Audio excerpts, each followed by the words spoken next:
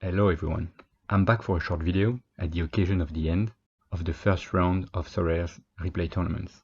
Before we jump into the details of these tournaments, I wanted to give you a brief overview of the news of SORARE. It's been over 2 months since my first videos, and it's fair to say that a lot of things happened in the interim, and I'm not only talking about the global pandemic. There are actually a lot of positive things to say, in particular in the SORARE ecosystem. First of all, the user base continued to grow, and as of this video, there are close to 1,000 users that own at least one blockchain card, which corresponds to an increase of 60%. There are close to 500 users that own more than 5 blockchain cards, which also corresponds to close to 60%. And last week, there were over 700 teams submitted in Division 4 All-Star. SORARE continued to announce new clubs, Betis Seville and Shakhtar Donetsk, and Nicolas, SORARE CEO, mentioned a dozen of additional clubs already signed, plus another dozen in the process of being signed. I mentioned Betis Seville and Shakhtar Donetsk, but that's not it. This week, SORARE announced a partnership with the Argentine club Gimnasia de La Plata, which is where Maradona currently operates as a coach. With this partnership, SORARE establishes a foothold in Argentina and more generally in Americas, which is very promising. Amongst the other news on SORARE, a very important project has been the migration from LOOM to Ethereum. This migration corresponds to a change in operating model for SORARE, as each user now has an Ethereum wallet and all the blockchain cards are stored there. Transactions take place on the SORARE platform and are subsequently settled on the Ethereum chain. Timing of settlement is dependent on Ethereum's performance or capacity at the time of the transaction. The new model is much more secure. However, user experience has been impacted, but based on initial feedback and my own experience, it did not deteriorate in any material way. This migration also corresponds to a change of financial model, as issuing the new cards for auctions, issuing the rewards after tournaments, and also transacting on the Ethereum chain has a cost. The cost varies and is largely dependent on the capacity of the Ethereum network. For the moment, SORARE bears all the cost for the users, so again, there was not a significant impact in user experience in this regard. In conclusion, based on the initial feedback in the early days following the migration, this huge project can be considered a success, and the pace at which it was delivered was actually quite impressive. Finally, in the important news about SORARE, we have to mention the continued expansion of the ecosystem. Skills, talent, and passion in the SORARE community is now materializing in really cool stuff. I would mention, amongst others, SORARE Data, which is the platform that powers my stats, both on the trading and on the player side. But we can also mention CryptoSlam, which gives good insight into trading. I should mention SORARE MVPs, that sheds a qualitative light on SORARE's more valuable cards. And there are a number of other projects currently in development. For example, with the logo on the top right, I give you a preview of a future cross-platform project I am really intrigued about. The Football Manager communities recently joined the party with a big push on YouTube notably. So don't forget to check these up, you'll find really cool content and nice people. Now that we are done with the recent news, let's move on to the replay tournaments. SORARE came up with this really interesting idea of using the stats of the last season to allow users to continue to play throughout the COVID break. The concept is as follows. For each tournament during the COVID break, SORARE selected randomly a game week of the 2019-2020 season, and the player scores during these selected weeks were used to compute the results of the tournaments. There were 2 tournaments per week, and the idea of these tournaments was great because it helped maintaining the momentum with the community and also to continue to attract new users. And this also helped supporting market volumes and prices as you can see in the chart below provided by Sorare data. So to give you an idea of how things played out for me in these tournaments, let's have a look at where Flipper started the tournaments. I had prepared a roster for the Belgian playoffs before the COVID break, but it played out pretty well in these replays. On top of the initial common cards I received when I created the account, I invested in 10 rare cards with 0.5 ETH. By the end of the replay, it increased by 4 commons and 14 rare cards in just 15 tournaments.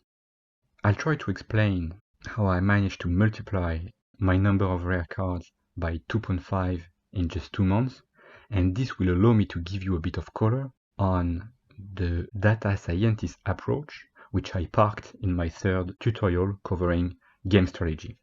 I have mentioned before that this format was really data intensive.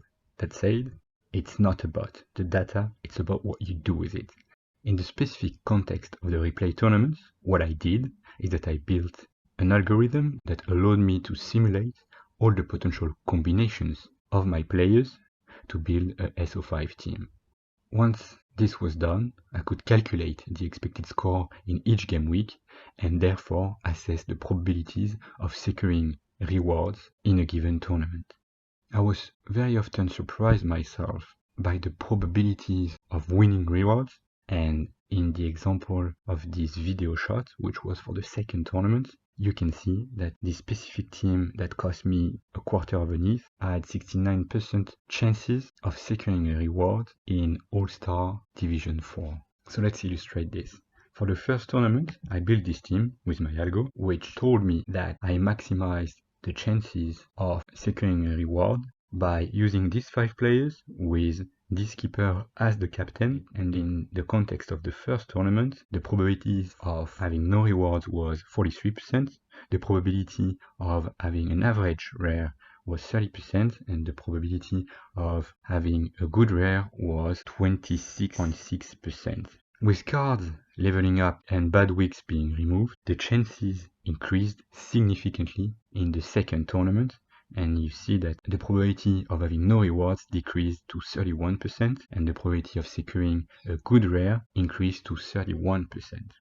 Just before the third tournament, Sorare introduced 2 divisions specifically for Jupiler players. In those divisions, the reward thresholds were lower than in All-Star, which increased significantly the probabilities of winning a reward.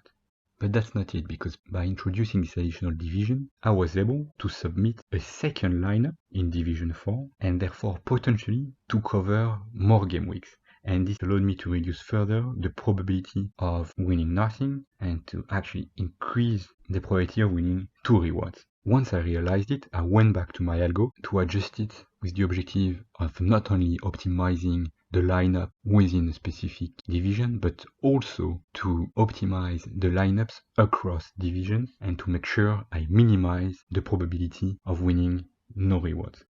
Let's illustrate this with my main account, PAP, which I reactivated for the replays. I obviously did not submit any lineups in Division 4 of All-Star or Jupiler, where Flipper played and had a chance to win something. And in the example of this third tournament, I chose the most complementary lineups, prioritizing Division 2 All-Star where I could win Super Rares. And you can see that at the end of the exercise, there were only 2 game weeks where I didn't win anything. In this specific tournament, game week 31 was drawn, so I've not been particularly lucky, but I think it was a common theme throughout these tournaments, and I'll come back to this later when I present the summary of the tournament with my main account.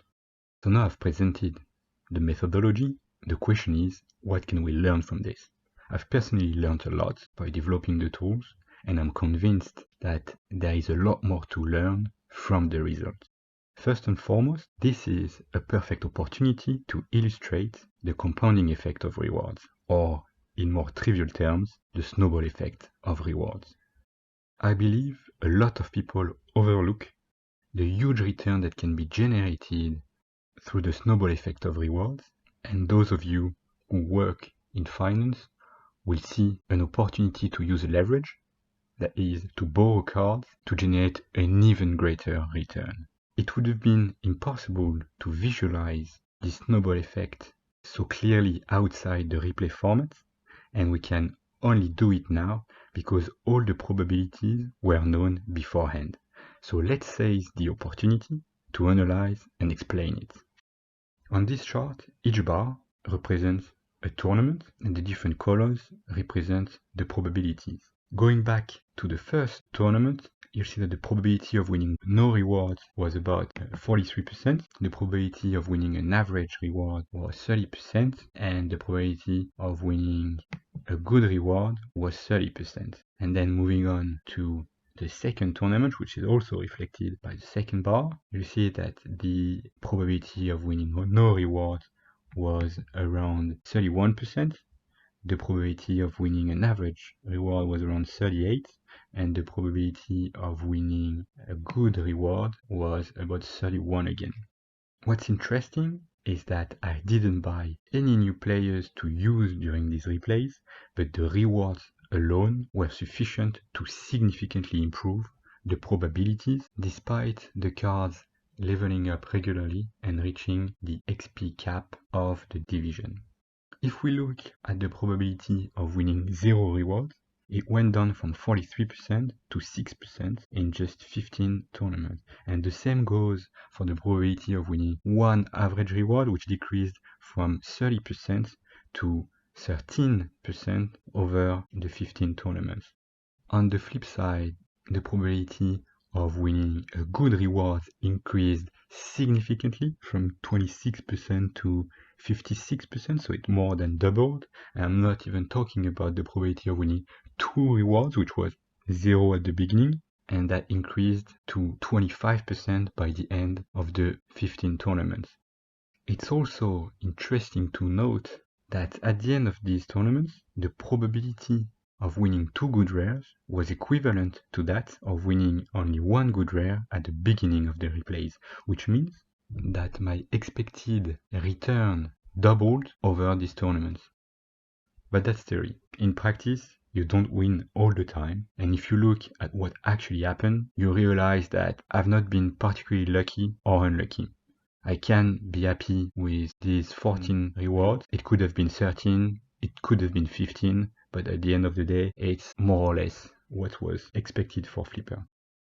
As I said before, when I understood the opportunity of these replay tournaments, I decided to reactivate my main account, PAP, which I had almost never used since February. What I did for this account is that I applied the same approach with the same algorithm, but only on divisions where Flipper could not win anything. So I applied this to 4 or 5 teams which played in Division 2 or Division 3 of All-Star and U23, and opportunistically I submitted teams in Division 1 to build XP on my units, or in weekly teams, but I never won anything in those divisions.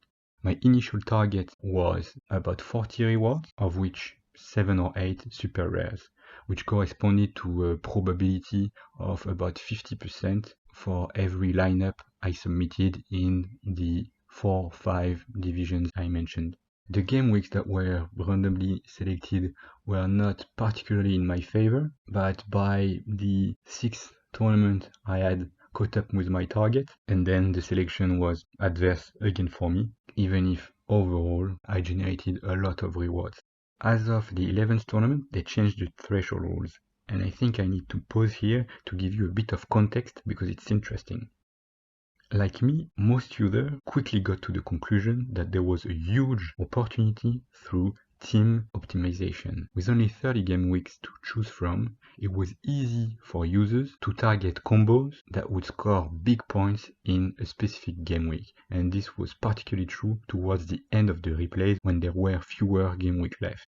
This meant that the scores over 60 for teams, if we ignore levels, were overrepresented in the replay tournaments. Instead of usually representing about 1.2% of all scores, they could sometimes represent above 10%. The point record was therefore broken several times and reached 108.1, which, to put it in context, is in the top 20 scores out of the 378 million I simulated for this chart. The overrepresentation of this very high score was not without consequences for the economy of the game, and I can illustrate this with the reward thresholds in Division 2. In Division 2, the top 15% of the users could be estimated with a function using as variables the number of super rares in the market that would score above 10 or 15 or 20 in each game week.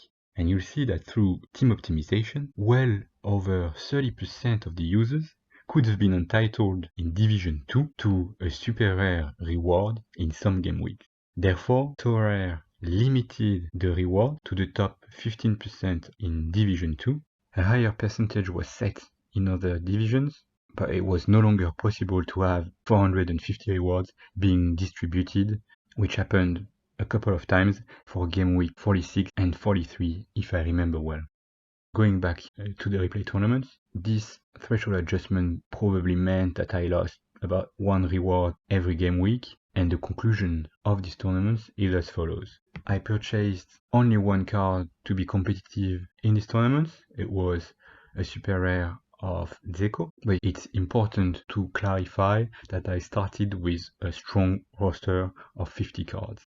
At the end of the day, I generated 33 rewards, of which 4 super rares for a value estimated between 5 and 5.5 ETH. I came a bit short of my initial target, which is a bit frustrating when you know the actual probabilities, but it's difficult to argue that the return was not good. My takeaway is that if you play seriously in a replay format, it pays off massively even if you are not particularly lucky. You just need to play as often as possible in order to benefit from the snowball effect of the rewards. So that's it for my review of the first round of these replay tournaments. I hope it was insightful and gave you a good overview of my strategy for those replays. The good news is that you now have all the data available, so I trust that you'll make good use of it to generate a lot of rewards before real football resumes. For those of you who watched this video without having created a SORARE account, don't forget that by using the referral code below, you can win a free rare card. Thanks for joining, and don't hesitate to contact me on Discord or Twitter if you have any questions.